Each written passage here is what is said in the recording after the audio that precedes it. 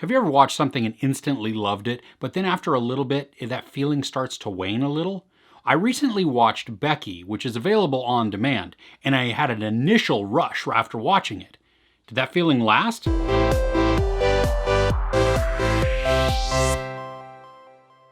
A teenage girl, her dad, his fiancée, and the fiancée's son go away for a weekend at the family cabin. Some escaped convicts searching for an item cross their paths, and then ultimate chaos ensues. We learn a lot about the story just from watching the trailer, and I'm not sure that it gives away too much in the trailer, but it certainly gives away a lot.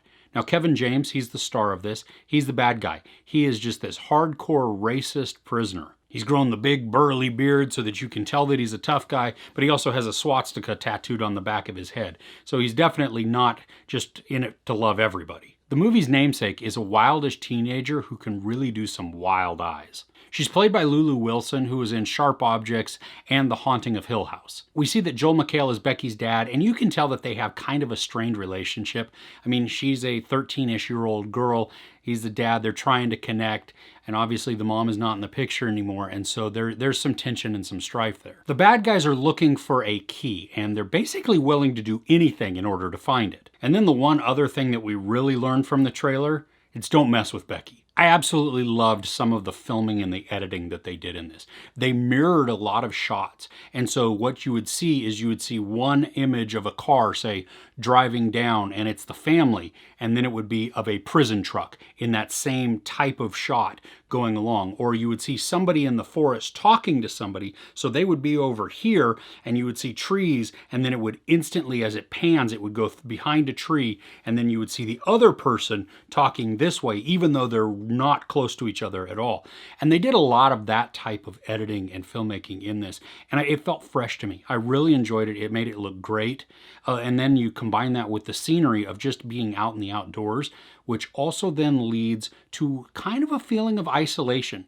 I mean, you get the sense, and we even learn from the story, that they're not isolated enough that you couldn't run for a really long way to maybe get help, but you still feel alone in this. Now, Lulu Wilson is awesome. I mean, she carries this film as far as I'm concerned. And Kevin James, he's good, and he's playing a villain, and he does that well, but he's playing such a cold-hearted, just unfeeling villain that it's almost a flat character. That he doesn't have a lot of depth to him. There's not really any conflict that goes on. There's nothing in him that really allows us to empathize or even to connect with him at all. And so it really makes him seem almost one-dimensional. Okay, great. You're a bad guy, and you're really good at being a very bad guy. But that was it.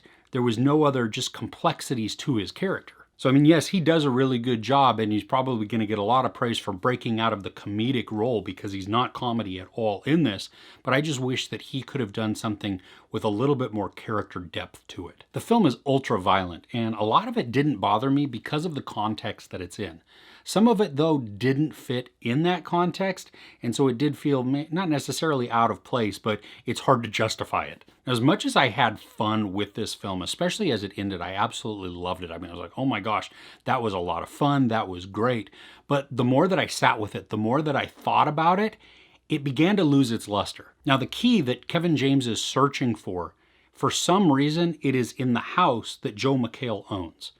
And there is no explanation for why it's there, how it got there. And then you couple it with the fact that we don't really know what the key is going to, what it will unlock.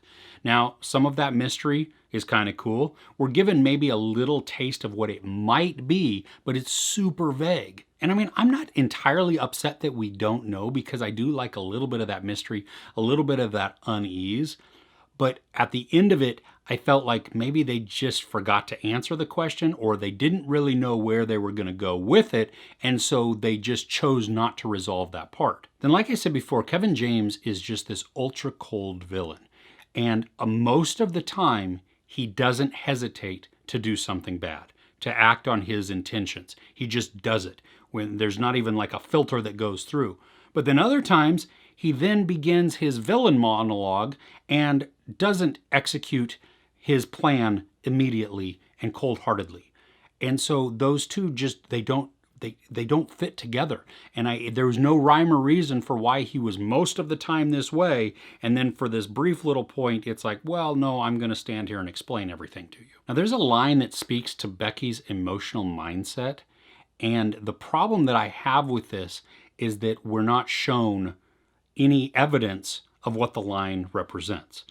And even the person that says it doesn't really seem to know Becky as a character very well.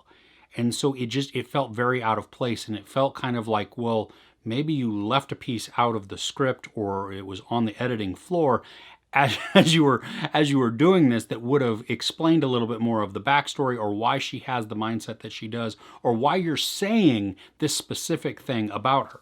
I know there are a few things that bother me within this as the more I sit about it, but you kind of have to address them. And another one is, Kevin James and his goons are put in a situation that allows them to be into another situation that gets them to the cabin. Well, there's no context for that initial situation. And maybe we're just supposed to go with it. Maybe it's just a plot device that it goes, but there's no mention of it even verbally. You have something that happens in a prison yard, and then very shortly after, they're on a truck. I don't know why. There was no discussion of this. The film is only 93 minutes long, and honestly, I could have used with more. And I would have loved some more story development. There's even, I could see, now it wasn't hinted at, but I could see, my mind went where you could take this on a cosmic horror bent, and it would fit perfectly. And they didn't explore that at all. Now, they probably didn't intend to explore that, but I could definitely see with some of the mystery that they had set up surrounding this key that Kevin James and his goons are searching for, because it had a symbol on it, it could have led to something fun. And they just didn't do anything with it. And I think that's a missed opportunity. But even as fun as that possibility could be, the movie doesn't really drag. I mean, it moves along at a quick pace. There are a couple scenes that are more atmospheric, that are kind of put in for aesthetics and maybe to let it breathe just a little bit. But in such a compressed time, it didn't need to breathe. And this was a high action type of thing that once the action begins, you want it to keep going, and you want it to keep pounding and just go, go, go, go, go. And for the most part, it does. And that action, I mean, good grief, when they get to the gore part of it, the violence of it, it is gory and it is brutal and it's pretty unflinching, and you get to see all of the gory details. If you're up for a wild action flick and some story holes and some little bits of story that don't make a whole lot of sense aren't going to bother you, then you might want to give this one a watch. There's no sex or nudity, a lot of profanity, and some brutal graphic violence. I give Becky 3 out of 5 couches. So are there any good independent thrillers that you could recommend to me? Let me know in the comments below. If you enjoyed this review, please give it a like. Also, don't forget to share and subscribe. I'm Chris. This is Movies and Munchies. Thanks for catching with me.